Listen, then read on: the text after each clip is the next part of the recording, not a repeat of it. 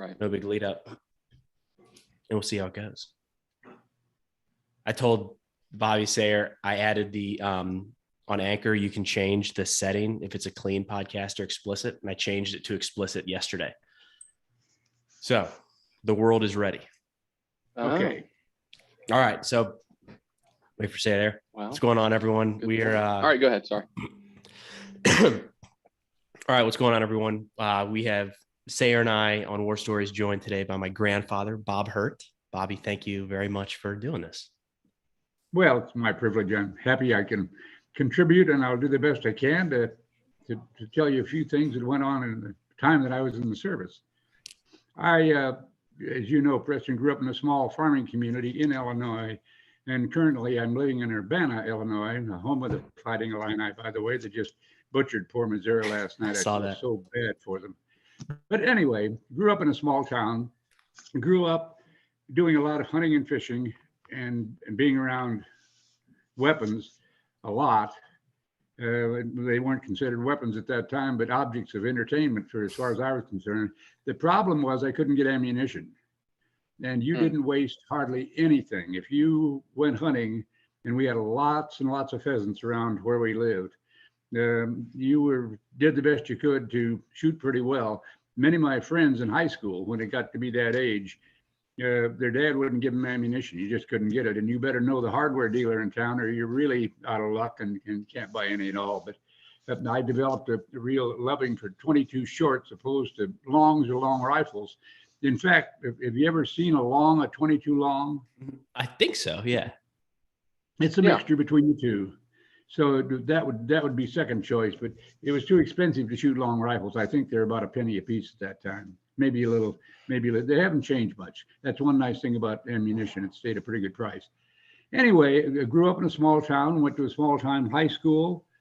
And upon when Pearl Harbor Day hit, I was 9 years old.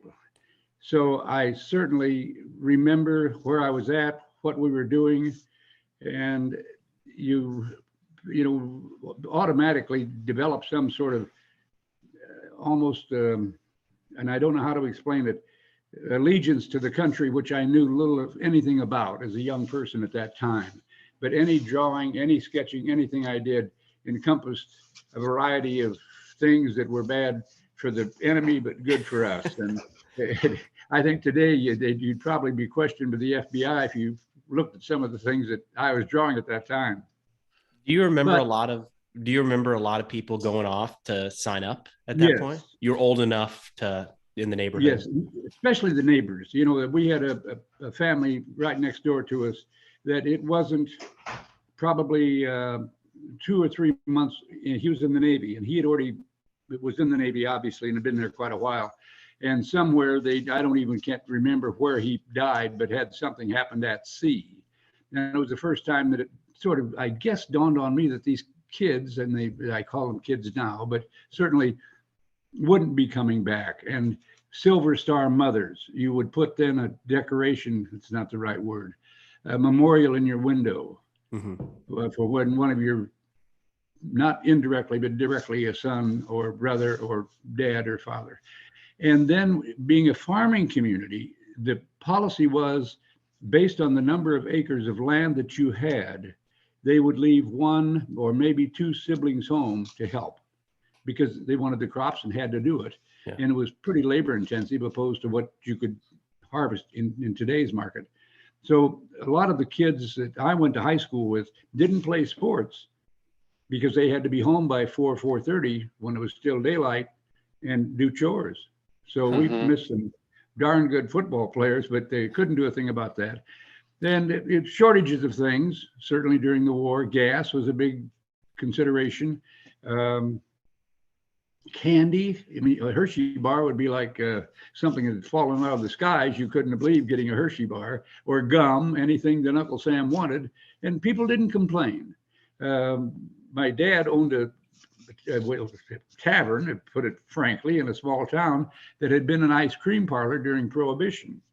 So when Prohibition was repealed, they came to my dad and said, would you like to go from an ice cream parlor and a pool hall combined? Now That was a society at that time.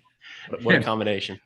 And Dad said, well, sure, I don't know anything about being a tavern owner, but Dad did a good job and is conscientious. And I've seen him take many a guy home that shouldn't be drinking that much and get somebody to watch the bar in that small town. He'd take them home or give them the dickens for buying drinks for other people. He was pretty religious about that. I had a good time, good relationship. Euchre, a lot of euchre was played, shuffleboard was played, but all within the shell of that community. They didn't go outside town to have competition and do things that we wouldn't think of today. But anyway, grew up in a small town, went to the University of Illinois upon completion of high school. Korean War, they were drafting at that time heavily for the Korean War. My brother had already been drafted. I had two other cousins that we were good friends together. They had been drafted. And my dad had served in the First World War in France and in Belgium. And he was was one of the first groups to fire the French 75. And I didn't realize what a really revolutionary gun that was until he would speak about it a little bit. And he never would talk much about the Army. And the only thing he didn't want me to do was stay in the Army or to join the Army, Air Force, or the Navy. Because he said, you don't know what it's like to live in a trench for a month. Well, heck, I didn't, which didn't mean anything to me. By that time, I had met my wife. At that time, we were seeing each other. And I knew that if I was drafted, I had a shot at going to Fort Leonard Wood for basic training. And Carol Ann's my wife's name. Carol Ann lived just north of St. Louis. So I thought, that could be a pretty good combination. Well, as it worked out, I wasn't interested in volunteering. It was 1 year longer. The draft was 2 years. If you volunteered, it was 3 years. The extra year didn't appeal to me. So I waited, and I'd actually gone down to Southern Illinois to goose hunt, came home, and I had one of those, your friends and neighbors have selected you. And this would have been, I want to say about mid-November, and I was to be at a platform on a train station by the 10th of December. So what year, Bob? What year? Yeah, what year are you talking about? 50. I was in 1952 to 54. So that would have been the fall of 52. Okay. And but it was, I didn't, as I said, my motive was probably wrong, and it proved to be wrong. But I got the draft notice. There was no argument about going and not going. And there's just, Preston will know this because I've talked to him about it. My dad was never philosophical, but he said, well, you're going to be there for 2 years. And he said, the only thing you can do is the best job you can possibly do, irregardless of what it is. You'll be satisfied, and the people you're working with will be satisfied. And test yourself. If you're not doing it, turn around and try to improve. And what good advice. I think that's the only time my dad ever said anything philosophical at all. He grew up in Kentucky. Oh, yes. And about Kentucky, his experience at hunting in Kentucky was to keep the squirrels out of the corn. Which part of Kentucky was he from? Just curious. Near Glasgow, Hardin County. Hardin County was given that name because the Native Americans burnt the county every year to drive game out. Hardin County. Really? Glasgow, Kentucky, Western Kentucky.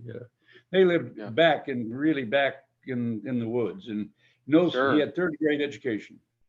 Well, it's a different era. I mean, you're describing just the draft itself with World War II and like how there was a deferment for the farm boys and how it would impact so many families just from not having the hands on the property. Whereas like today, it's just so rare to be a homesteader. You're pretty unique to be like that nowadays, whereas it was the norm when you were a kid. The other interesting thing about that, I never heard people, and I was at the age you'd sit and listen. If there was something going on, and I'd hang out at Dad's Tavern, and I'd listen to things that, a normal preteen shouldn't, but there was no animosity. I mean, if your son was helping you in the farm, well, there was no, that lucky is, whatever they wanted to say. But that didn't happen. If it did, I didn't hear it, and I don't think they paid a bit of attention to me. But it was an interesting, the overall concept of it is very interesting. And people took rationing. Gas was rationed. Sugar was rationed. You could pretty well get flour, but in a community we grew up in, people did butchering. I mean, they butchered their own steers. They butchered Hogs was a kind of a standard, and Dad, if he loaned somebody some money, he'd probably get paid back in chickens. There we go. Yeah, wow. Well, Great Depression too. I mean, I don't know if we mentioned that part. I mean, you're a child. Your entire childhood was a Great Depression. Yes, wasn't it? You didn't notice it. We were lucky. You know, there were people that couldn't eat. We had relatives that was tough, and we would help a lot. My grandparents on my mother's side, he was German, and he went to Nebraska to homestead, drove a covered wagon from Illinois with his wife and 2 kids all the way out to Broken Bow, Nebraska, and she couldn't stand the isolation and the wind. Turned around, came back home, and never made it after that. I mean, they were very, very, well, they were poor people, and there was no safety net of any kind. Family had to take care of them, and my mom went down to that little farm they were on every day, never missed, and she didn't drive, so Dad had to do it anyway. Bobby, you mentioned that your dad didn't talk much about his time in the military. Do you think that's because there's a million different reasons that could be? Do you think it was because he didn't feel like it was anything special, like he just did what everybody else did? Or do you think there was more of the trying to maybe not bring up bad memories, or any idea? I think by the time I was old enough to ask him, and he saw, because everybody on his gun had a problem, had been either killed or wounded. And I just think Dad thought it's just as well that my mom didn't know what the actual situation could be. And they weren't right on the front line, but a 75 wasn't very far back. Yeah, right. And even though in conversations quietly, I couldn't get him to say much. And I sure wish I'd have talked to him a lot more, but he didn't. Do you know if he ever would kind of get rambling with guys at the tavern? It seems like that might be the group where he could just. And he was involved in Veterans World War, what do they call it, foreign war, and real active in veterans organizations. There was a society in Illinois called the Cooties Society. I don't know where it came from, but it was military veterans of some kind. And I thought, well, that's the dumbest thing I've ever heard. But Dad would go, and he was at the tavern 6 days a week. So the only time he had to be off would be on a Sunday. His brother didn't have to go, but he had to go. So the Dad didn't. He was actually drafted out of McLean County. I've got a little clipping from the McLean County Daily Pantagraph. It's a big paper in that area, from a doctor that said he just examined the most physically fit man that he'd ever examined. That was my grandfather. Really? I was shocked. Yeah. I still got that. I'll dig that out for you. That's cool. Pretty neat. What year was your dad born? In 1896. When did he die? He was 92, so he died at about, how long ago? About 12, 13 years ago. Oh, more than that. That era is, I feel like someone born your dad's time frame, the things that they saw in their lifetime, I don't think people, especially like Preston, I feel like I kind of have an idea, but I feel like a lot of people have no idea. None of us really could to know what he went through, because there's probably a good chance when he grew up in Kentucky, he probably didn't have electricity and running water type. No. People were living like that. Exactly. And then when he died, I mean, we've put man on the moon. We had, by the time, especially the way he lived, I mean, computers were around, cell phones, airplanes, everything like that just didn't exist when he was born. My uncle came to visit. Dad had the tavern by that time, and he was younger than my dad. And a guy said to him, "Do you want to take a ride with me to Northern Illinois?" He had a country band down in Glasgow, Kentucky, and they were looking for work and trying to get it started someplace. My uncle had basically never been in a car, and they drove to, I'm trying to think where, but it'll come to me and I'll tell you. And when he was sitting there waiting on this guy to do his business, there was a sign in front of a big old brick building saying, "We need a band for next week or 2 weeks," something like that. "We're hiring now. Come in and apply." Well, he was sitting there loafing anyway, went in and talked to them, turned around and came back, got in Dad's car, because remind me, he'd never hardly been in a car, let alone drive. Dad got somebody to go with him. He went down and got the band in Kentucky, turned right around and came back up and got the job in that radio station. Became a real good friend of Roy Rogers. Oh, wow. During that era when WLS was a big country western station. And they went from that little town to Chicago.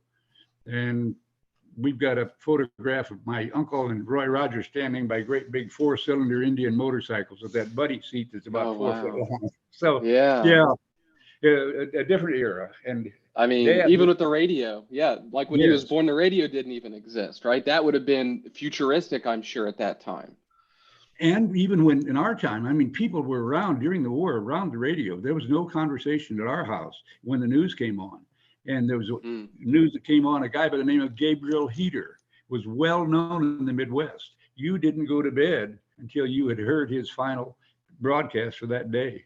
And my dad wouldn't. I mean, he'd lay in bed and listen to it. And Gabriel Heater would say, well, there's good news tonight. Or he'd be just the reverse. Well, there's bad news tonight. It was one or the other. Straight to the point. Yeah, as a kid, I thought, well, that's a bunch of junk. You know, what are you talking about? But that was the way it was. Let me tell you a quick thing about when you talk about development. I've got a shop here in gadgets that Preston knows we fooled around with. One of my favorite things, I got about a 8 or 9 foot long whip that's on a piece of ash tree, the small ash growing up, made the handle. And that was to turn oxen to the right or turn them to the left by cracking it up by their head. My grandfather sold the rights to minerals, which he thought was gas and oil. Well, it was not only that, but all the timber on virgin forest. And these guys came in with these teams of oxen and harvest that lumber. My dad watched them make whips and fool with them every night, a braiding of 4 down to a cracker using like a binder twine or baling twine. And I love that whip. I beat myself to death learning how to use it, but I've still got it. But that was what he grew up in that era. It's incredible. But anyway, I'm getting off the beaten track. I want to tell you a little bit about what. No, I do find that era truly fascinating to think of just the modernization that we've become comfortable with, even air conditioning, hot showers at any point. I mean, these are still new things. For us to have air conditioning, we would go to Chicago to a movie theater, because we didn't have any in our town at all. Air conditioning was unknown. Television, of course, the Chicago, but by the time I was in high school, you could get some television. Dad tried to put it in the bar so he could watch the Monday night fights. And sure as everything's kind of going along, pretty soon that screen would start to roll and guys would be hitting beer bottles on the counter because the fight would be at a hairy part and he couldn't do anything about it. But it was just part of the times. Yeah. Yep. So as part of those times, I was gonna say the draft versus volunteering, what was the conversation like with your friends, people about your age? Was it pretty indifferent, or were a lot doing one or the other? A lot were doing one or the other. I had a lot of friends who went in the Air Force. There wasn't a lot of conversation about the Navy, but Chanute Air Base is just north of Champaign-Urbana. That would only been about 45, 50 miles from home. And they were a big recruiting operation at that time. And they got a lot of kids to commit to going to the Air Force at that time. And it's a pretty easy sell. Because my dad said, at least it's a dry bed, so it was pretty easy. So, but and there was no, you just took it for granted. I mean, you didn't think more. Well, I guess you did think more. I thought a lot about my cousins. And one of them had been cooking at home and in school. And he was a cook in the Army until they needed a machine gun operator. And all of a sudden, his MOS changed. And I know my aunt just had a fit, thought that any minute she was going to hear that something had happened to him. But they did come back. So because you had to go. I mean, it was going to be a matter of go on to school, get that finished up, then you'd be drafted. That's what happened to my brother. The minute he graduated in June, by actually about before July, he was in the Army. Fortunately, he had finished his master's degree in accounting and had passed to be a CPA. And Uncle Sam, if you can believe it, putting him in a job in Chicago of filtering through government contracts to make sure they were being properly fulfilled. And I'm surprised he wasn't a rifleman like everybody else, but they did use his skill. Yeah, that's pretty unusual. That's like the once in a million. Yeah. I was just telling a story about my friend real quick. I was telling a story about my friend who went engineering, but he was in the National Guard first as a helicopter mechanic, went to college, got an anthropology degree to become an engineering officer in the Army. So it's just none of it makes sense, No. But That makes more sense though in the military, the way it works with the way it fills bodies, into spots, fills slots. Well, as I said, there was no doubt that I would do whatever had to be done, be at the location I had to be. And I went from here to Fort Sheridan, which is up near Chicago, on the north side of Chicago. And actually, I suppose Fort Sheridan was set up during the Civil War. I'm not sure, but I am pretty sure because I know they had a big conflab about Marshall, Illinois, and Southern sympathizers going to go and take over Fort Sheridan at one time. And in history books, you can kind of find that, but they chickened out. Only one out of about 40 ended up going, and they were all supposed to meet at a certain time. They didn't do it. There were a lot of Confederate officers at Fort Sheridan, so it must have been but anyway, it was a recruiting center, not a recruiting center, but a processing center. And the first day out, you took your clothes off first thing in the morning. They gave you a locker with a key, and you stood around naked all day. You just went from one line to another, being checked by different doctors for different things. And if you ever were modest, by the time that first day was over, modesty was gone. It was history. So met some good friends, naked too, that still in the military with. And I think we were up there 3 days of processing. They put us on a train sometime in the night. I don't know, it went over a day. And then the next night we ended up at Fort Riley, Kansas, which again, that was a base back before the Civil War, certainly. And Fort Riley itself was one of the early bases. They had some old posters on the walls at the main fort, no shooting buffalo out the windows. Now, I don't know, somebody may have been pulling our leg, but that we always got a kick out of that. But it was a light weapons 10th Infantry Division that we were in, a light weapons infantry. The base was too small. The ground was too small to shoot artillery. So there was no artillery, and even an 81 millimeter mortar was iffy. Because we had some guys one time couldn't figure out why they couldn't see the charges from white phosphorus to see where they're hitting. Well, they reversed instead of pull. The bags that you pull off the rings of a mortar. In those days, it was a powder charge, and they reversed it, and they got it backwards. So they were leaving twice as much on as they meant to pull off, and they never did know where the shells went. So, quiet things that happen to the military base. Yeah. But anyway, woke up in the morning, the next morning we had reveille, and what they would do in those days, at least at Fort Riley, we were easy company, so we had 3 barracks, and they filled the barrack. It wasn't such thing as a 9-man squad. Whatever that barracks could hold is what they were going to put in.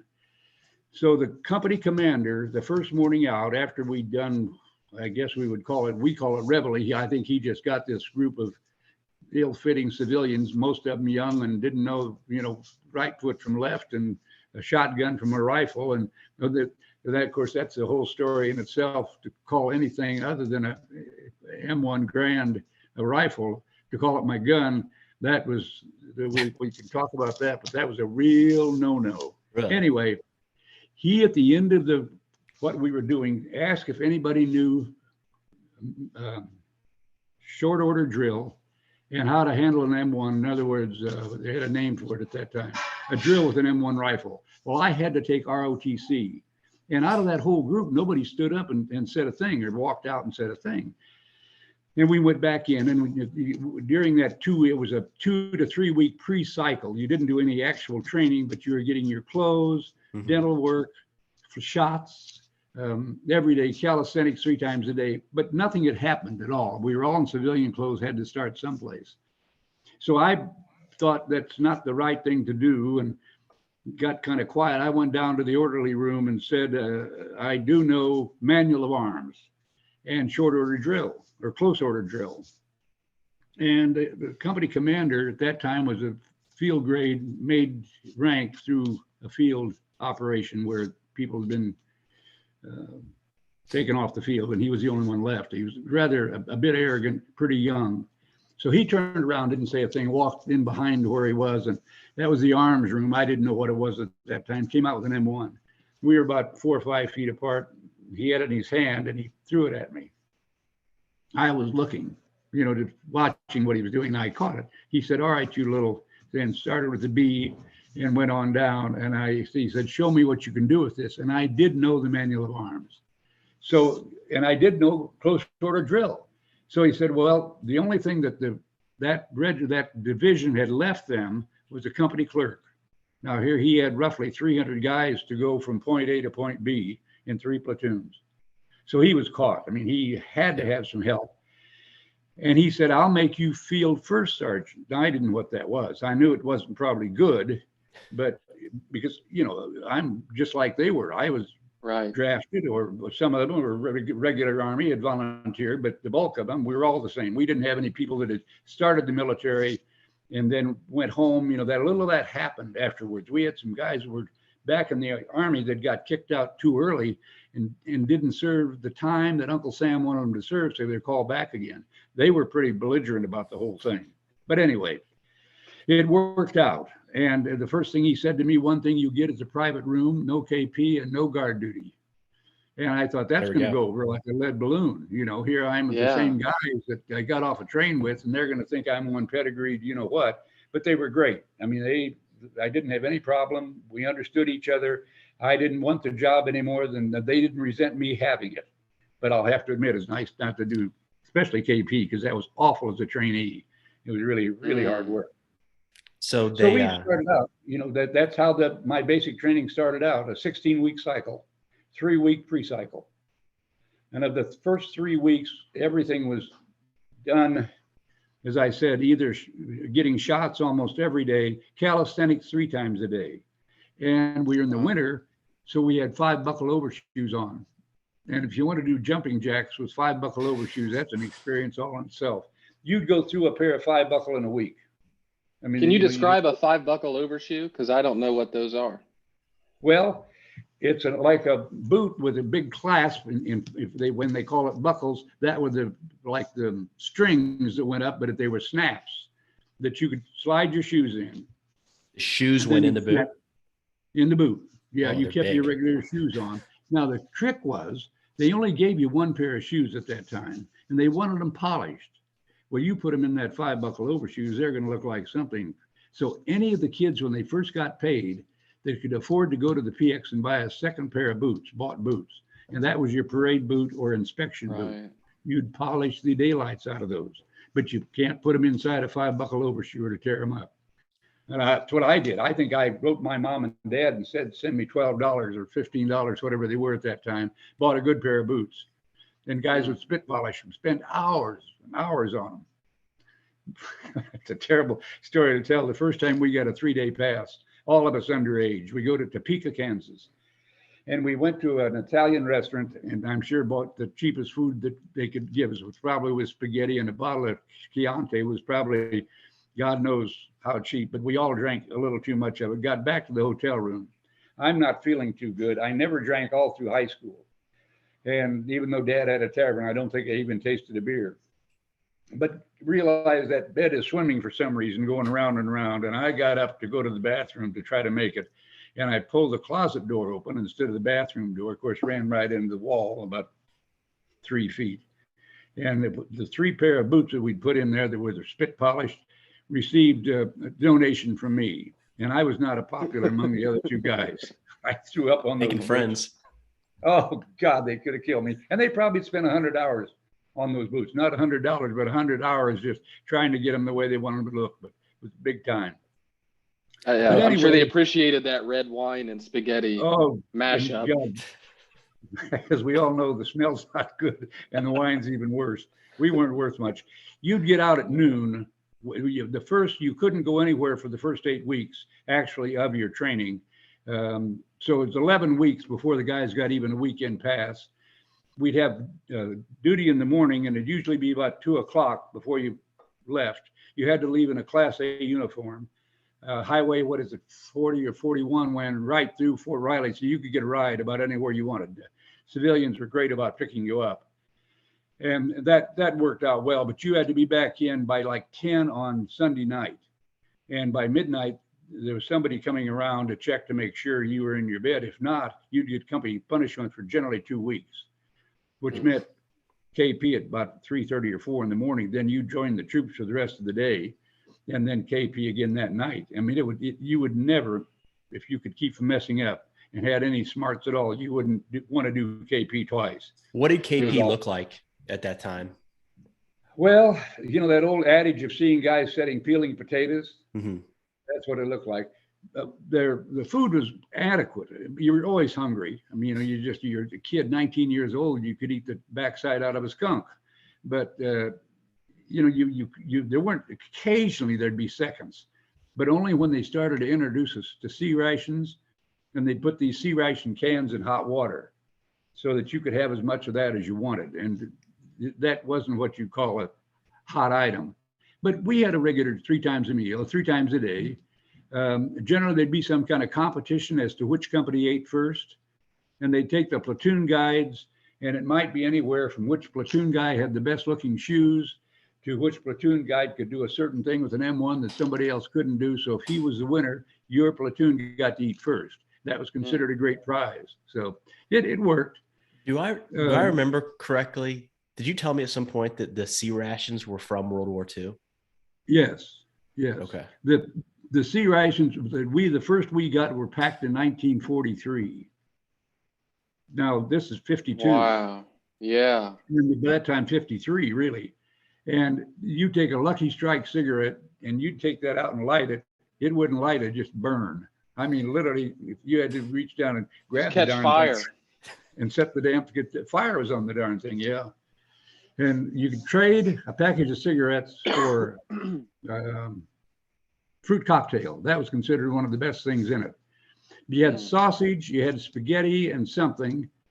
The sausage was absolutely terrible. I'm sure there's a lot of calories in it to keep you going. You got a chocolate bar with a heat capsule, and then you were expected to put that in your canteen, in the cup in your canteen, heat it if you wanted it hot. And it was tolerable if it was hot. Wasn't very good the other way around. And then 2 pieces of biscuit. They were about the size of about, 2.5, 3 inches across, just harder than hell. So you'd do the best you could to soak that business, but it soaked the biscuit, but it got you through. You know, you made it, and you were hungry enough. You'd barter and do about anything you do to get more if you wanted food. But they introduced it at the meals on the base before they gave it to us in the field. Made sense, I guess. They had the best little can opener in the world that came with that. I kept a bunch of them, finally wore them out, but they were dandy. I don't know if I've told you this, Bobby, but in high school, when I remember, you know, randomly certain things are very clear memories. We had to give I don't remember the focus of the speech or presentation. We had to do 5 minutes. I remember that because 5 minutes seemed daunting. And I was talking about you and your time in the military. And I did the rough draft and ran it by my mom. And it said my grandfather, Bob Hurt, was a drill sergeant during the Korean War. She said, I don't think that's right. You might want to double check that. Anyways, it's one of those little things where you can see how quickly how somebody without any knowledge of the military gets to that point of what you're explaining right now, that a certain role helping with the drill during training, during the Korean War, in my mind at 15 was drill sergeant. Well, and you know, that's where I started. I didn't stay before the cycle, almost at the end of 16 weeks. The company commander said to me, I'll cut orders to keep you here. We've got to have some help. And we have a sergeant coming in from Korea that had been a first sergeant. He was good. He was a compassionate guy, helped me a whole lot. I mean, really, really helped me. So I was just basically a cadre that worked with the kids at the next cycle that came in. I'll tell you a quick story about the company commander. He said, you know, I'll turn you over, give you a platoon. We didn't have many second lieutenants.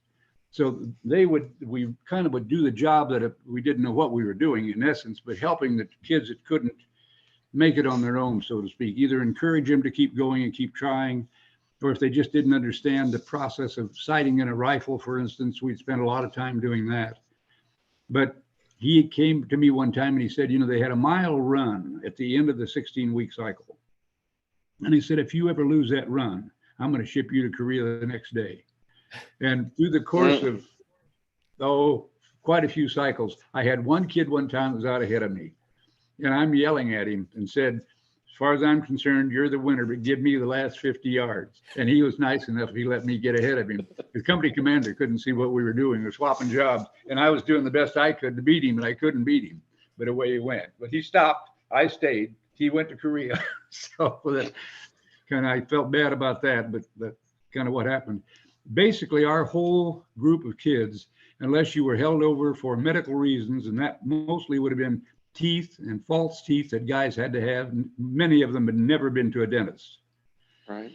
And Uncle Sam wouldn't stand that. So there were quite a few that came in, and we had kids. There's so many little things about the Army that I enjoyed the Army. First of all, somebody paying for me to shoot a rifle, I thought was awesome. And you went out each day into the field, and you were starting with an M1. We had 40 hours of dry fire, 40 class hours of dry fire with an M1. That's a long time. Yeah. Laying on a poncho, and you pull the trigger, somebody hits the bolt with their hand to sort of replicate what the gas operated weapon felt like. You were supposed to do the pumpkin on a post. You never hear that expression? Yeah. For the sight picture. Well, same thing today. Did they do that, Preston, when you were in? Is that the term they use, Sayre? That sounds right. Yeah, that was the standard. I understand what that. I'm not familiar with that term, but it's the same operation though when it comes to same principle, isn't it? Yeah. And the thing about it is, if you did it like they said, you could zero that M1 in, and we had some that were loose as a goose. I mean, they'd been used for cycle after cycle, and they'd almost rattle, but they still would shoot like the dickens. And, we shot at 250 yards, and you could hit that 10-inch spotter. Get off of these stories. We'd always keep a little ammunition, and we'd know which kid down the row wasn't doing very well. And you're shooting at what they called the National Rifle Range. You left your barracks and went over to the main post, and that was called the Nationals. And you barracked there for a week, and you were on the firing line for a week. Well, the kids, it was cold, really, really cold when we got in there. And they had oil or coal burning stoves outside, but you had to stand around to get some warmth out of them. But the soot and garbage that came out the top was bad. One of the generals from division came in to see how we were doing, and these kids, none of them had nerve enough to say, we're literally freezing our parts off. Let's get the H out of here. Oh, we're just fine, sir. We're doing well, sir. The rest of us could have killed him. But I probably would have said the same thing. But anyway, we had a kid that wasn't going to make it and was going to have to go back again. We'd help him out. They'd give you so many rounds to shoot. Well, if you were shooting pretty well, you had 2 or 3 left over. So we'd just shoot down the line. And once his target went up, we'd shoot it. And we could generally hit the bullseye on it and get him through. And the spotter would come up with a stick. They were in it. You ever like the whole other thing with that? But they were down in these pits, and to mark the target, and maybe they still do that today. You stuck this rod up in your hands, had about a 9 or 10-inch circle on it, and you could see it at 250 yards. And you'd mark on the target where you'd hit. Well, we'd shoot the target. We'd shoot the marker. And of course, they just they couldn't tell who was doing it. You get a couple hundred guys shooting up and down the line. Sayre, are you catching that? It's a guy in the trench downrange marking where the As I'm learning this right now, actually, believe it or not, because I'm going to be. It's called the National Range. There's a thing still called Civilian Marksmanship Program, CMP, and it's this legacy era where there's these long KD known distance ranges, and it's where President's 100 is shot nowadays, and civilians can shoot. And as I understand it, it's known distance 250. I think they go out probably even. I think there's 600 meter or yard ones, but as I understand it, at the firing line underground almost, isn't that where these spotters are? And then they can kind of the target comes down where they can mess with it, and then they kind of hoist it back up. Is that what you're describing? Yes, they've got a great big set of bars in the pit, and they're on pulleys, and you pull this down, and then you mark it. That is, you, the person in the pit working, and that was some of our company. I mean, if you weren't shooting, you were in the pit. And then you put a big marker on it. Guy's got a spotting scope so they can really see that's doing the scoring. Then they push this back up. I mean, in the process, they push it up. Then they look and see where they hit and supposedly do whatever they've got to do to correct that. But yeah, it was like traditional it wasn't like nowadays we have a pop-up range. And so it's like it's not even a bullseye, it's a silhouette of a person. And it goes from 50 all the way out to 300. And so they'll just come up for, I don't know, 5 to 7 seconds probably, pow, knock it down. Then you'll have another one come out at 150 yards, pow. And there's 40 rounds like that. And so they could come left, middle, or right. And so there's a little bit of movement kind of going with what it is now. However, I still like what you're talking about, just the fundamentals of just trying to get the shot groups, right? Just practice shooting down the range. I feel like we always could have been better marksmen while I was in. What you're describing with the 40 hours of dry fire and all that, we just didn't do that. It was just get people through, get them kind of qualified and kind of move them on out. And to think of how accurate you guys would have been, because it's also an era, what you're already describing, where kids grew up shooting and some of them even put food on the table that way. Yes. Whereas now a lot of people, they didn't even touch a rifle until they went in the military. So it's a little different when it comes to marksmanship training. We had kids that had never picked up a rifle. I mean, had never picked up a firearm of any kind. And it's when we had in the first cycle that I was in, we had a group of kids from Minnesota. They were pretty competitive. And then we had quite a big bunch from Chicago. I'd say maybe 30% or 40% was from Chicago. Then we had a whole lot from Boston area. And we thought they talked funny. Something was wrong with them. Yeah. What was it? They called a bottle of pop a tonic. And we thought, what the, are you talking about? What do you mean you want a tonic? And I could use a tonic. Great kids, made good friends. It's a miracle more kids didn't get hurt during a cycle, but the kids were in good shape at the time they started. We all were. You take 2.5 to 3 weeks of exercises 3 times a day, you're in pretty decent shape. And I stayed on as a cadre almost until the Korean War was over. And then I was transferred to a group that was a TO&E outfit out of Atterbury, Indiana, that was going to go overseas to Korea as a division, because it was, I don't know what they call it in the military, but it's just replacement as the replacement was needed. And the esprit de corps kind of didn't exist. I mean, they wanted to try to improve that and take a division out of the line, put a division back in the line. Well, once the armistice was signed, or the declaration of an agreement for an armistice, kids stopped being interested in training, period. It was a terrible time to be a cadre, because the kids, I guess I can understand it. I was worried about, were you doing enough to make sure that they could make it in combat? I had no idea. I hadn't been in combat. Guys that I worked with had, but they didn't have the compassion to work with kids that weren't learning anything.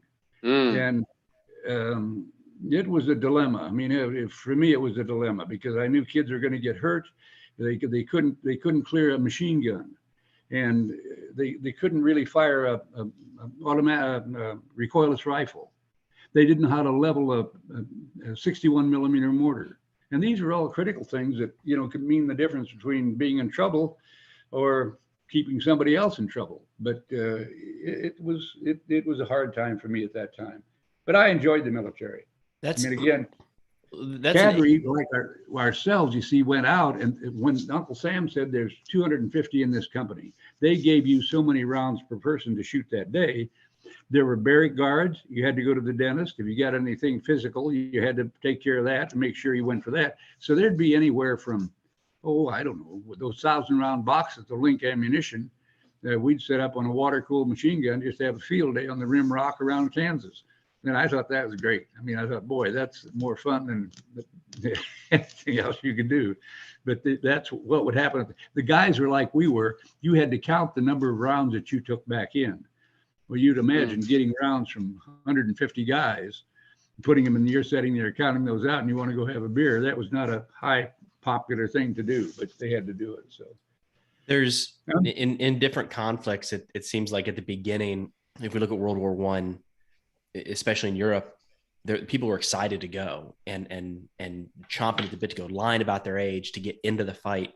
And then a few years later, kind of the reality of war set in, and all of a sudden people knew what they were getting into.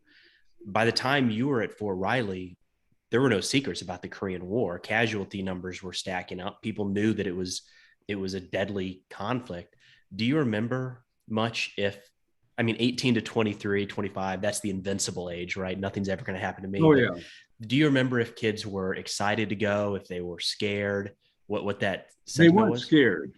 And that's kind of too bad that they weren't, because they'd have been a lot better off. And we had kids that came back from a cycle that would be back in the company, because the government at that time, if you were from Topeka, Kansas, I don't know what the radius was, but if you were shot up and you had to be in and out of the hospital, or had to go back to be checked at a hospital, they would send you to the nearest base to your home, which I thought was fantastic. It gave you the supportive family that, rather than being in San Francisco or someplace else in New York.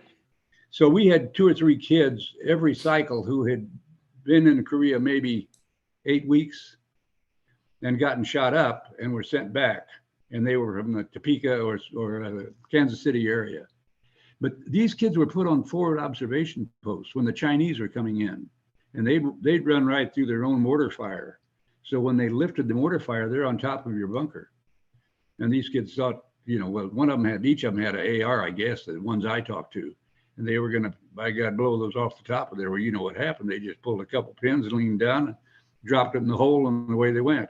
And these 2 guys had a wooden partition between them, and they lived. And the rest of them got killed. Wow. When I was in college, we had a guy come visit, and he was a forward observer in Korea. And the stories he was telling with calling for fire against the Chinese, the waves of Chinese. I mean, he was kind of the individual calling around in on thousands. It's just unreal to even try to fathom something like that for me. Well, and you can't train kids either. I mean, how would you stop and think about how would you prepare for that? The preparation that was made, the best thing they probably did was show World War II movies of wounds and people being shot up. And the kids came out of that pretty solemn. I mean, that was the reality of what could happen to you. And for Pete's sakes, keep your head on. Mm-hmm. But they wouldn't take it serious enough to learn how to do map reading. Military intelligence was difficult. I taught military intelligence.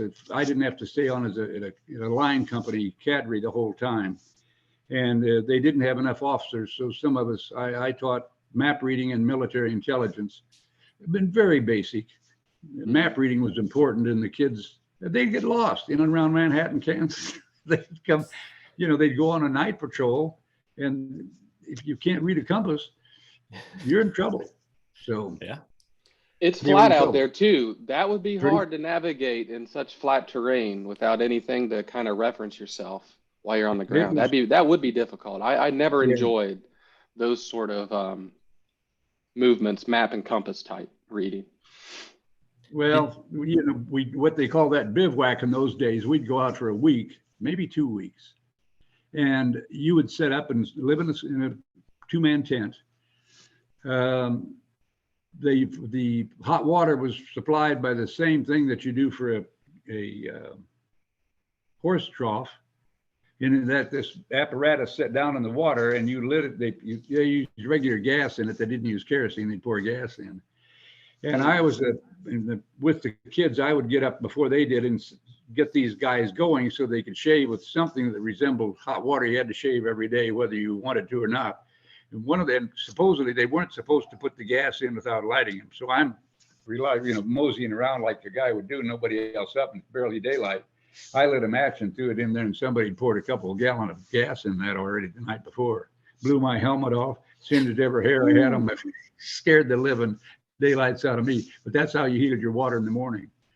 I got another story you'll laugh at. We'd take a practice grenade. The other end would be pulled out, and they'd have either a 3-second fuse, 10-second fuse, different fuse types, real fuses. You put a black powder to look like a tea bag in this. So if you were close enough to throw a grenade, you were supposed to see how far it went. It would blow the cork out, because you had to put a cork at the other end, and all that smell and fluff from a black powder grenade. Well, they left guards at the base, in the camps when you're on bivouac, not at the base, but at your bivouac location. Guys would have a tendency to borrow food or things that they probably shouldn't be borrowing and not bring it back. Well, these guys were getting bored, so they had a whole handful of this black powder that they put into a grenade. Took a stick and packed it in as tight as they could just to see what would happen. Just to see what would happen. Just to see what would happen. Cut a piece of oak or ash that they drove into the end. So now you've got a pretty intact. And the cooks, they were right by where the cooks had temporary kitchen set up.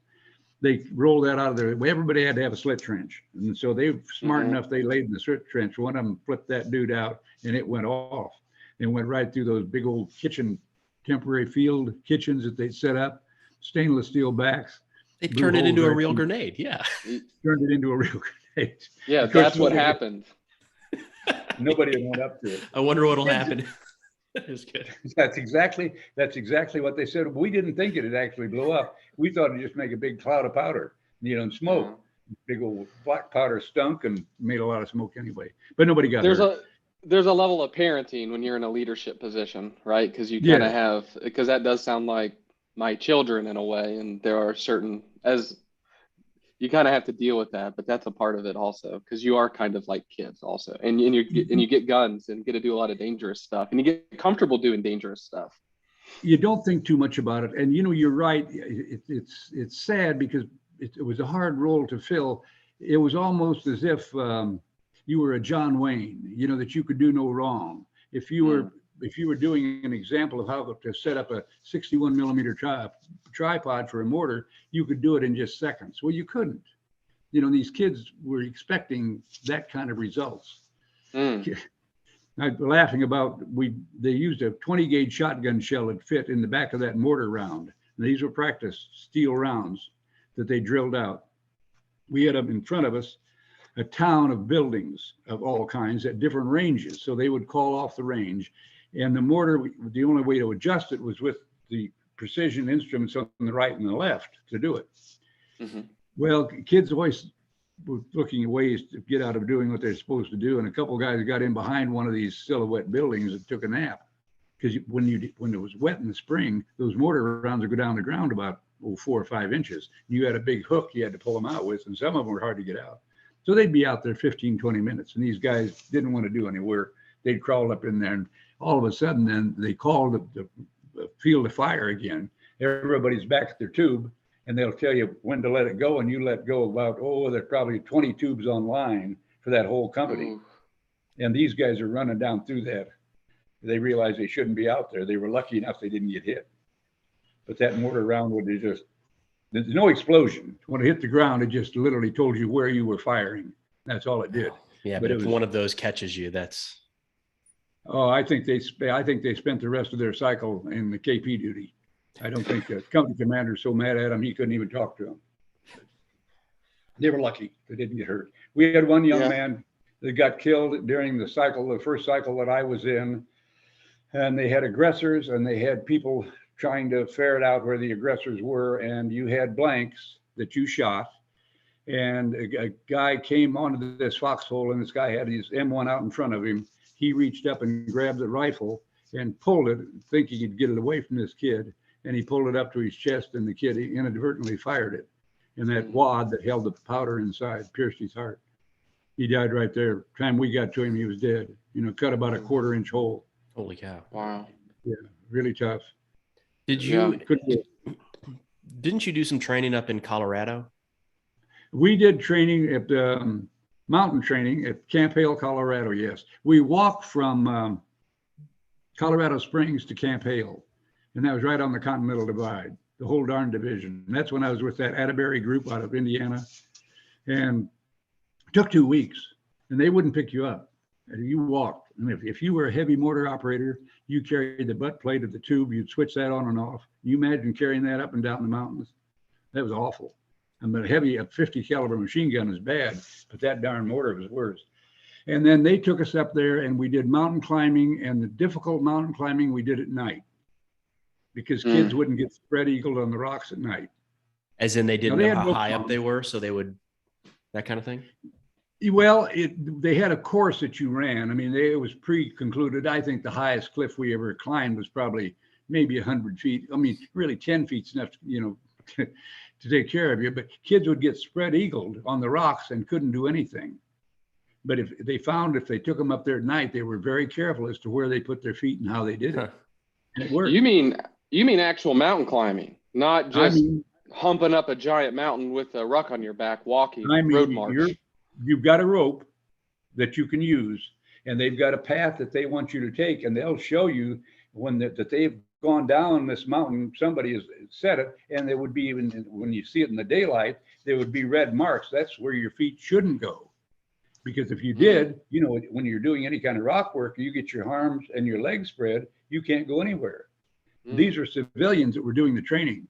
So they'd have to rappel over the top and get you off there safely.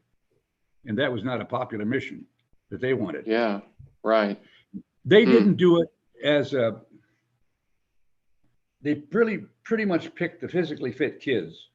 And if somebody was a little bit overweight, that he didn't get that kind of training. It would just be too difficult for them to get him off a rock. But there was, as Uncle Sam would do after World War II, they tore everything down at Camp Hale. They had some beautiful buildings that they'd made, stone buildings, most of them. But like we do, we demobilized, and Camp Hale came down. Then the Korean War came along, and in a lot of mountainous area that they needed again to have. The 10th Infantry Division was a mountain division. So they needed to have these kids trained to some degree in Preston. You guys ought to look at the 10th and see what happened to them in Sicily, because the Germans let them kept coming in the Alps at Sicily. They climbed up some pretty serious cliffs there. There's at least one point where the Germans were looking, say, east, and they weren't protecting the west because they said that's too steep. Nobody can get up that. And 10th Mountain climbed on up and made a whole battalion of German regiment. I'm not even putting that together. When you're saying 10th Infantry, you're talking 10th Mountain Division. Oh, see, I didn't. Now I'm getting it. Now this is all making sense. Okay. Yep. They got shot up real bad. I mean, they got it in World War II. The Germans let them come into an area they shouldn't have gone into, and they weren't qualified to get out of or to manage in, and really were hard on. Lost all their equipment, and a lot of guys were casualties out of that relatively short exchange. But that's, the same thing. They did the same thing during the Korean War, and they were trying to get kids that could get along and travel in the mountains. We used dogs a lot, mules. That was when I was in battalion at that time. And one of the standard bets in the morning was which mule would have sex with which. Let's see, the bell mares were around, and these jack mules were, I think, a little oversexed anyway. But that was always the bet, which mule was going to be the winner for the day. They had probably 50, 60 mules. They'd taken some lessons. We tried to use mules in Afghanistan. Sayre tried to. Donkeys. Okay. Did not Big work difference. well. Yeah, donkeys. That's right. Between a donkey and a mule. Yeah. They were donkeys. We had donkeys, and it did not work well. We packed them with explosives and rucksacks, and we weighed them down, and none of us knows how to pack an animal, because I'm sure you had classes on how to do. There are ways to do all of that. They're an animal. They've got bone structure, and you know what we they just did for us? overburdened them, and they gave up. They had professional packers. We didn't touch them. I mean, there was a whole group of private citizens that was working for Uncle Sam. But all that we ever took in that kind of a group was just food. When we wanted a hot meal, guys got tired of sea rations. Yeah. So they tried about every other day bring in a hot meal, or maybe 2 or 3 hot meals. But that was always entertaining, and it was okay. We learned a lot. I learned a lot. But again, the Korean War was over, and you wanted to go home. You're thinking about education. You're thinking about the time. They gave me the opportunity to get out up to 30 days early if I could start the semester, opposed to getting out mid-semester and having to wait. So it saved me 1 full semester, and it was a blessing. At that time, I was married. We had 1 child when I was in the service, and I just, when I get onto that, that's something else. But the cost at that time, if you stayed on the base, and your wife went through what the military had, a maternity operation that was considered very good, the cost for you was $7. And that was whatever the definition is of pre-birth and after birth, and even if you have some trouble. There was no change in cost. The medications were free, but if Uncle Sam for some reason charged you $7, I thought, well, how in the heck did they ever decide what that was right or wrong? But a lot of kids, we would have had a child when I was still in the military had they not given us the opportunity to get out early. But I got out within that 30 days and started school here at the University of Illinois, or finished school here at the University of Illinois. 30 days isn't much in terms of that overall contract either. It's nice that they let that work out, because it was a big benefit to you. And 30 days for the Army, they'll fill that. Oh yeah, it meant the difference of a semester, and actually see then it gets hairy for 2 days. Every day you get in, you got 2 days of college. So I was in less than 2 years. So I had to hump and jump a little bit, and they gave you the benefit of it at the end. If you went past half semester and you'd used up your days, which I did because I got out early, they gave you the benefit of still paying you $110 a month on the GI Bill. And that was nice, because I worked 2 or 3 jobs through school, but you didn't make much money at it. Doing drafting, you got about $1.50 an hour, but that was okay. But, rent was $40 a month, so it's all relative. There you go. But they were very considerate when it came to that. Yep. Wow. I had a guy that it was Lachuse. He dropped out of, or he started school at University of Wisconsin, did a year, I think, and then enlisted in a 3-year contract. He's a great soldier, and he had just a 3-year commitment, I believe, not their typical 4 years. So he already had a shortened one.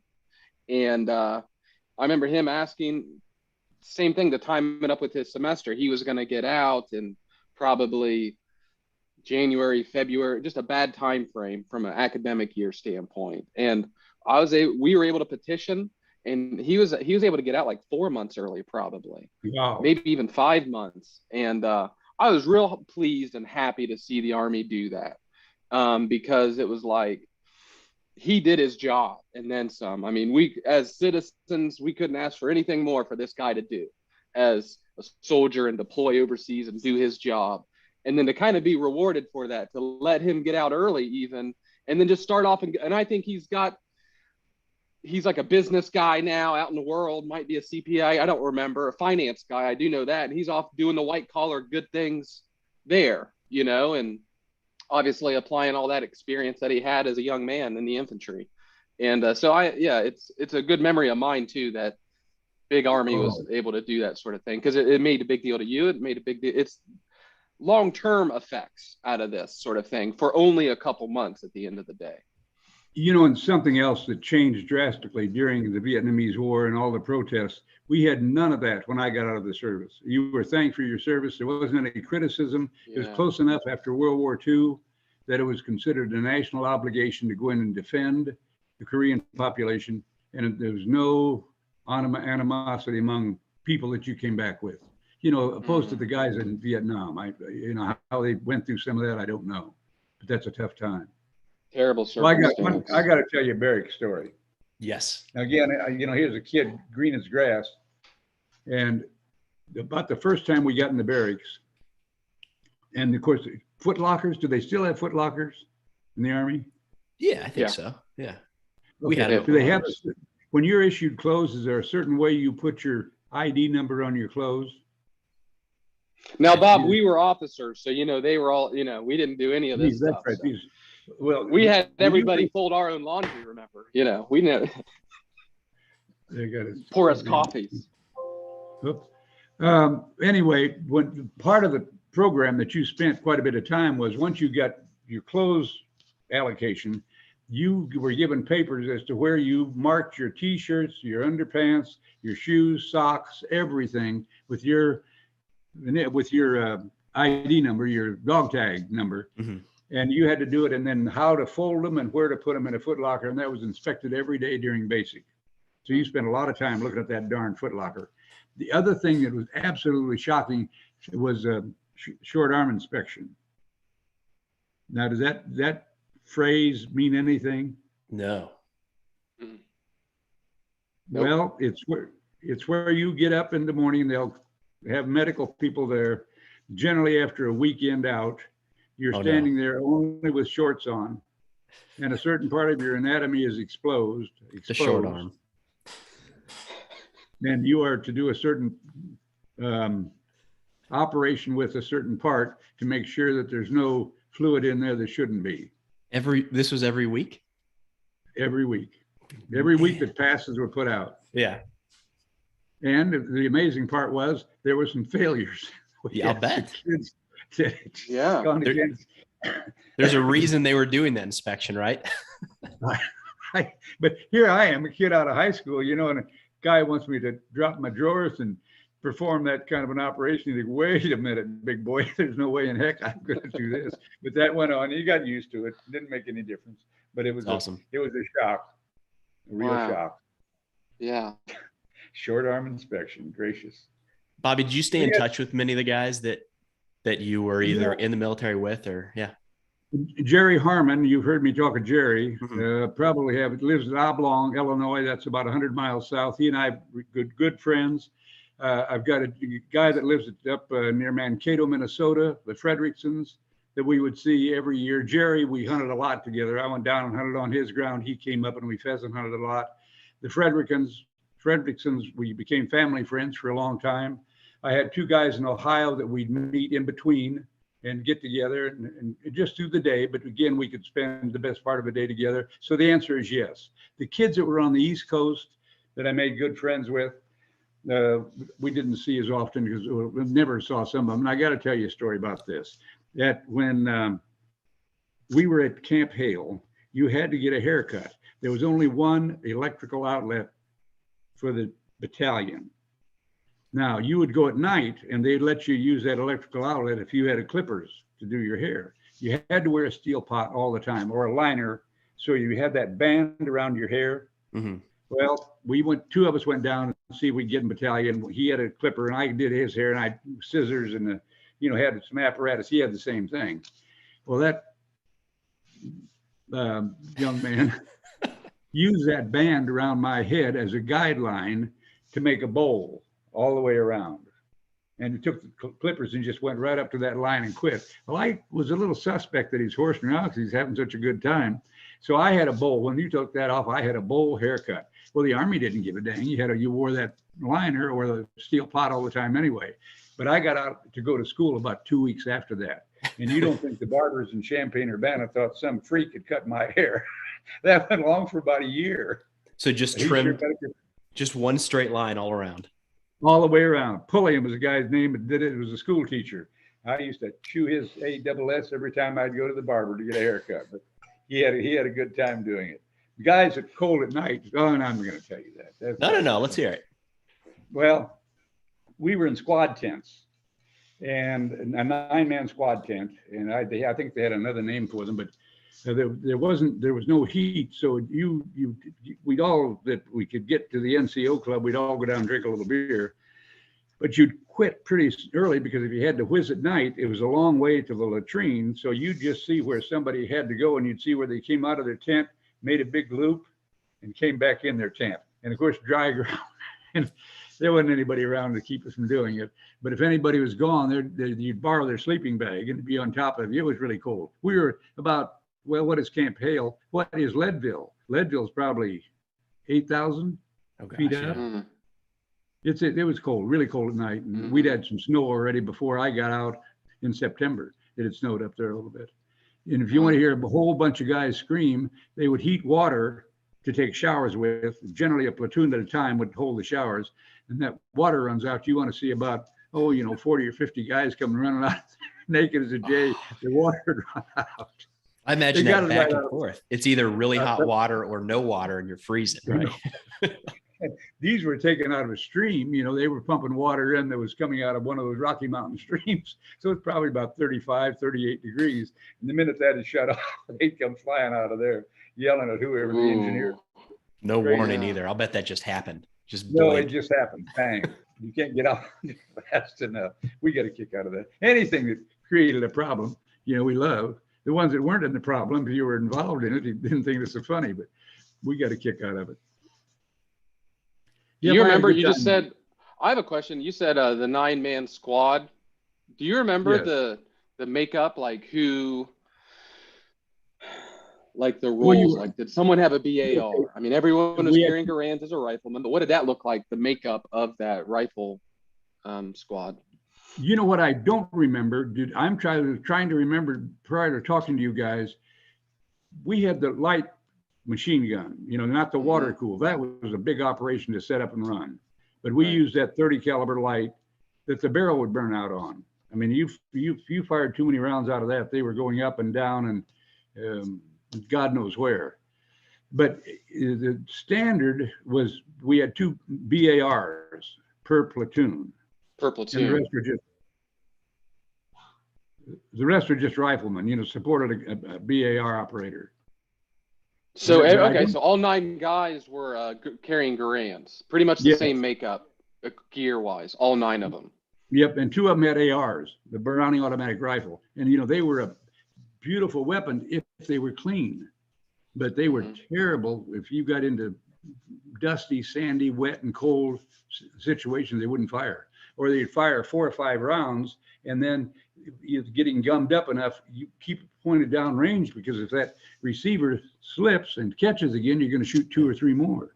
And you could be in the, you think, well, it's kind of like going up to a firecracker. You don't think it's going to go off, and lo and behold, it would.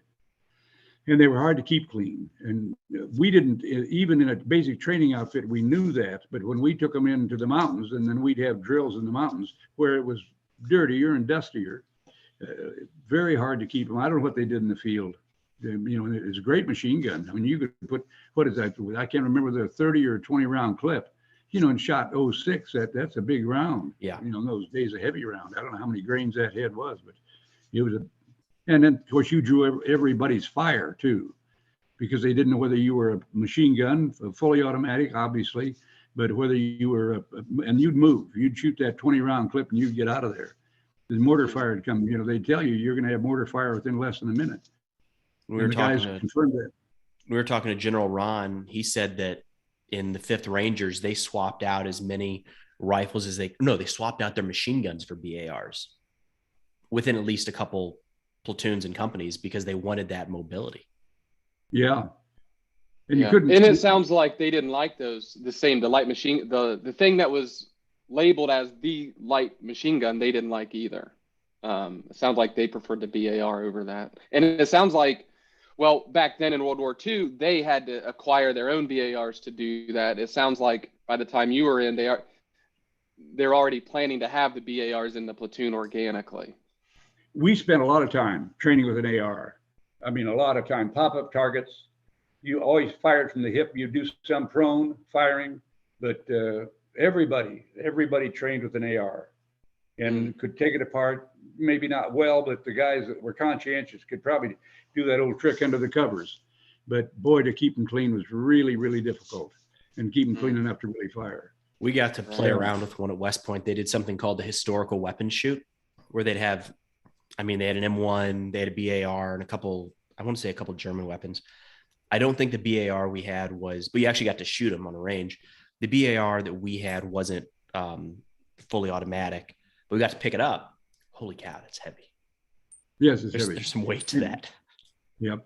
And then you could only carry about 2 or maybe 3 clips of that ammunition. So you had to have some help. I mean, you had to be supported by other infantry guys, or you'd be out there by yourself and no ammunition for that thing. Yeah. Only 20 rounds too, right? Isn't that the clutch size? Weapon. Wasn't that developed about 1913, 14, 15, someplace in there? It was used in the tail end of World War I. Yeah. And Bonnie and Clyde were using them to rob banks. 32 of them have been the Depression. Yeah. Really? Yeah. Yeah. Well, remember that you'd see those Bonnie and Clyde movies, and they'd show up with a Browning automatic rifle. Now, I didn't know it was BAR. Yeah. I just would have assumed like a Thompson, a Tommy gun, given the era. They had that too. We didn't. Did you guys have any of those at all? We had the Thompson? grease gun. Oh. We didn't fire a Thompson at all. And we didn't fire a lot of that grease gun. We didn't fire the 45s a lot, and nobody could hit anything with the 45. Right. Certainly the M1 spent a lot of time with the recoilless rifle, spent a lot of time 60 millimeter mortar. But that was the main time. 16 weeks isn't enough time really to do it. You know, you need to replace somebody, an AR operator, you need to know that gun inside and out or you're no good. I mean, you're going to be more of a detriment than you're going to be help. And I don't know how they would have managed in a combat situation. It would have been tough, really tough. The M1, on the other hand, that darn thing, you could do anything to it and pick it up and it would fire and never misfire. The ones that we fooled with, and they were pretty loose, but they were a good rifle. Great rifle. Heavy as heck, but boy, they were good. Right. And the little carbine wasn't much, you know, the guys kind of got a kick out of. We did spend some time with those, but they didn't have much firepower. I mean, you know, really killing power if you needed that. And we didn't know anything about it in terms of what would happen there. You've got a little carbine now, right? Have you ever thought about, did you ever have the full M1 or ever think about getting one of them? No, I've thought about it, and I'll tell you a story about that. That was almost cost me my military career. I knew sooner or later I was going to want some 30-06 ammunition. I was going to either get a Springfield or something else that I could. So we were at one of the doing some shooting someplace, and one of the other cadres said, "Hey, I've got some ammunition here that's been put in about 1948 in cans, metal cans." He said, "You know, take these two." He said, "And you know, take them home, get them out of here." Lo and behold, they ran a car check at Fort Riley after that day that I put those in the car. And they would have given me a dishonorable discharge had they found those in the car. Oh, wow. And I'm in the line going back into Manhattan, Kansas. The uniform was fine, had what I should have on, and it dawned on me, my God, I've got those two metal cans in there. And by the grace of God, I guess, you would hand a paper to the guy doing the inspecting so that they knew that the other people ahead of you, and you were the last one that had been inspected. What I was really handing him was my insurance and title to the car, proof that I owned the car. And he thought that this was the paper that was given to me at the tail end, and they let me go on through and didn't check the car. That's right. Yeah, for a couple of rounds too. Well, you know, I think those were 500 in the box. It was a lot of rounds. It was a metal can, about all you could carry. Had a handle on the whole night. Yeah, the ammo can. Yeah, and not the kind that this was a disposable can that had bandoliers in it. Sure. You know, just full of bandoliers. But I was so lucky because I would have been. It depends. I mean, I say that I know some kids that did get kicked out for stuff that didn't amount to anything, and foolish. I mean, it's a foolish thing for me to do, and I thank the good Lord I didn't get, because of nothing else, education. I mean, my parents weren't poor, but they were at the end of their productive years, and to have me go to college, and I worked through college, but still, the GI Bill was what a blessing for me. Just absolutely awesome. Yep. But that's kind of the thing of being a youth, though. We do a lot of things, and we just were lucky we didn't get caught, or it didn't turn out a lot worse, because it could have. And you don't realize it could have been a lot worse until you're a little bit older and have done those things. No, I think that just goes with age. You're right. You wish you could avoid that, but at the time, I didn't think a thing about it. I just, sure. Right. Well, yeah, exactly. It's the pulled it up in the orderly room. The company commander may have seen it. I don't know. Yeah. But I just know that they were. Then when I was stationed after that at Colorado Springs, the way they did it there, they would have car inspection when you were having a major inspection across the whole division. So they'd take company at a time to the parking lots, and you had to produce the keys, and they'd check your car. They didn't give you a chance, and they found lots of stuff. I mean, it was that. As far as a lot of the GIs, they don't need this anymore. They being Uncle Sam. I can steal these binoculars, they'll never miss them. Stuff that they maybe didn't need, extra clothes, extra socks, come on, but they would do dumb things like that, and they get kicked out. And, the dishonorable discharge would really be, I can't fathom that. I can't imagine. And the guilt you'd feel yourself, for something that it would just be intolerable. For something that's pretty silly. Yeah. Yep, absolutely. You'd never forgive yourself. It's a sad situation. It follows you. I enjoyed the Army. I was in close enough after World War II that it was considered a very, very honorable thing to serve. And I never questioned that. I mean, I was drafted. I knew I was going to have to go. I would have gone to Korea and not batted an eye. But I was happy to stay in the States. Let's put it that way. But I went with the idea that I'd end up in Korea. Sure. My brother-in-law, for instance, Dick Ballard, he stayed in Germany the whole time. You know, when all of that was going on during what do they call that? The flying when we in Berlin was cut off. The airlift. Yeah. And he was in there all during that time. But the whole military right after that was changing. Automation, way of firing a artillery piece was changing. You know, when did the AR-15 come in? You know, that was in Vietnam, I think, wasn't it? A little bit later, yeah. Yeah. No, so, it was before. I mean, it was in the early 60s, I think, is when it first really came out. A lot earlier than you think, I guess. Like Gen 1, let's say. Yeah. And then I don't know, the M14 came around before that. It's in between that era too. And I'm not familiar when exactly it came out. Do they still issue bayonets to new recruits? Do you have any idea? They did. I don't know about today, but they were, yeah. We took them to Afghanistan. We had stayed in a box the whole time, but they were there. We had to count them. Actually, you were talking about, Bob, the counting rounds and stuff and that boredom. Every time the arms room gets opened, there's a thing called a barrel count, which means you got to count every single weapon, but then you got to count everything that's precious, everything that's in the arms room. So like night vision goggles go in there, like your optics that go on. So, and you got to get hands on and you can't leave until we're up on arms count. And if you miscount, now you got to start all over again. And an officer has to sign that it's accurate.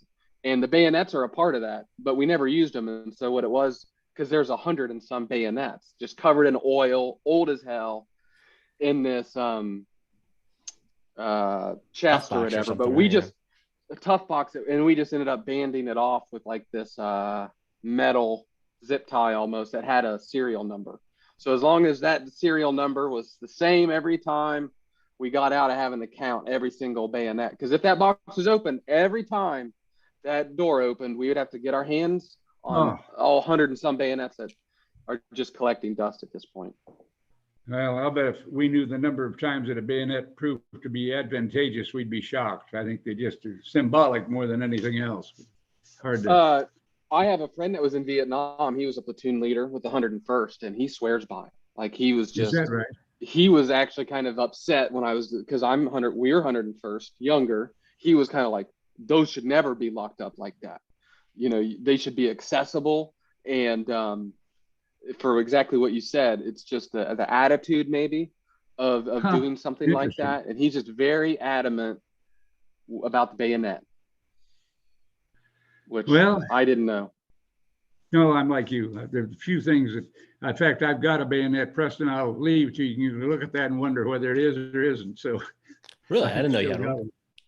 Yeah, I've got what I had actually. I've got the steel pot I had. Yep. That's cool.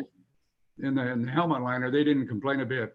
I said, "Can I take this?" And company commander said, "Land, yes." He didn't. Then I never was ever a situation where I was challenged. But obviously, if everybody took one home, there'd be a little bit of a cry, but he didn't give it. He was fine. Didn't say a word. I had a good time in the Army. Did I want to stay? I thought about it. At that time, on the horizon, there wasn't much, and so many guys were getting kind of pushed out of the Army that really wanted to stay, and I was marginal. And I thought that's not fair if I stay and not sure I want to and take the place of somebody else that really wanted to stay. So I was glad to get out. But they were good to me.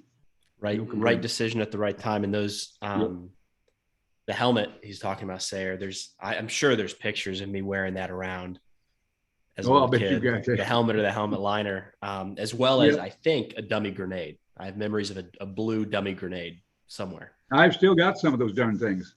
Something else they issued us a lot too were booby traps. I mean, string activated charges. And I guess they were trying to tell you to be aware of where you're walking all the time. We wouldn't get much answer to it. And M80s, that was a standard kind of let you know I'm in a hole right here, and I'll throw an M80 out. If had it been a grenade, you'd have been dead. And I could see that. especially when we were in the mountains, because guys would walk right up into a whole area, and there'd be foxholes everywhere, and you couldn't find them. But wow. we had a lot of entertainment with them when they weren't used for the proper use, and Uncle Sam thought. There's fireworks, yeah. Yeah. We had a good time with it. Yep. Right. Well, Bobby, thank you very much for. Go ahead, Sayre. I was just going to say, no, it was. I always like listening to the stories because there's so many commonalities. Different era, though. I always love hearing about just different area but at the end of the day, what you're describing with the small arms check or whatever you're calling it, the short arm inspection, short arm inspection, or or the Boston guys. You're just someone from Illinois, and your dad was just some guy from Kentucky. And then they throw them together with people from across the country, and you kind of have to learn to get along. And then they throw them and then before you know it, there's 40 of you. You're all naked, getting the hot water sprayed on you in Colorado, and you just learn to figure it out. Yeah. It's uncomfortable. It's awkward. Nobody likes to do those things, whether it's just the medical check or just to be a stranger with your duffel bag and that's it, and not know anybody.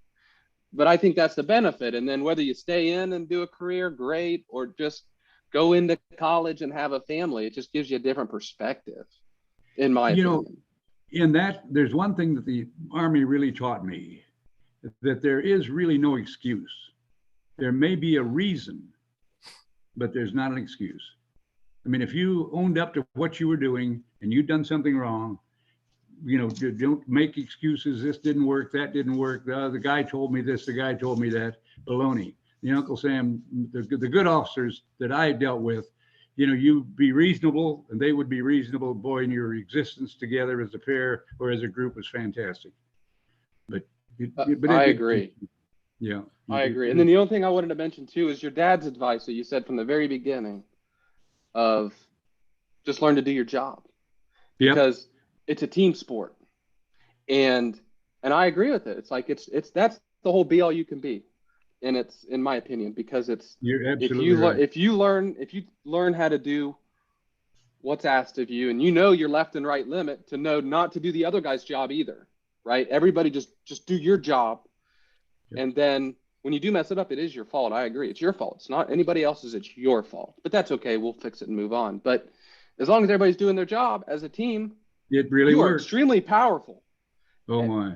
Extremely powerful just to have, and you don't have to be an expert at your job. You just need to really just focus on your job and care. Just care about it and want to learn in environments like that with those empathetic leaders you were talking about, because you have the non-empathetic ones too, and that's a whole different thing. But I just think you can accomplish anything. It's not infantry. It's like you could do almost anything with those that attitude of teamwork, which I really think is awesome. 99. You're absolutely right. If you want to be a horses, you're going to be a horses, It just, I remember sending Preston a note one time saying, Preston, it may be bad. Ask yourself, are you? Remember that, Preston? While I was at West Point? Yeah. Yeah, it's framed in our living room, so that. Well, I didn't mean for you to do that, but it took some wear and tear because it was in my wallet for a while, so it's like 3/4 of the note now. Yeah, it's fantastic. It touches a soft spot. Absolutely. Well, Bobby, thank you very much for. Yeah, I just wanted to say before we wrap up, it's crazy how these little things in life have an impact, and the military was just a couple of years for you, but my growing up hearing your stories about that, playing with the helmets, throwing the grenades, whatever it might be, was the reason that the military was ever a consideration for me, which for better or for worse is the person I am today. So yeah. I think it's really cool how little influences happen over life. And thank you for that. Thank you for the time you spent in uniform and for everything you've done. Super duper. Thank you. All right. We'll talk soon. Okay. Thanks, Bob. Bye-bye. Bye.